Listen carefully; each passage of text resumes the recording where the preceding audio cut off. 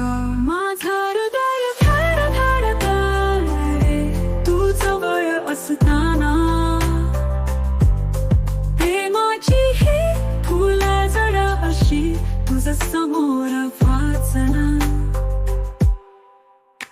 सप्तरंगी हळवी रात्रीची तुझ्या मिठीत हरवत जाताना, माझी सगळी स्वप्न पूर्ण होतात तुझ्या ओठींचा स्पर्श होताना.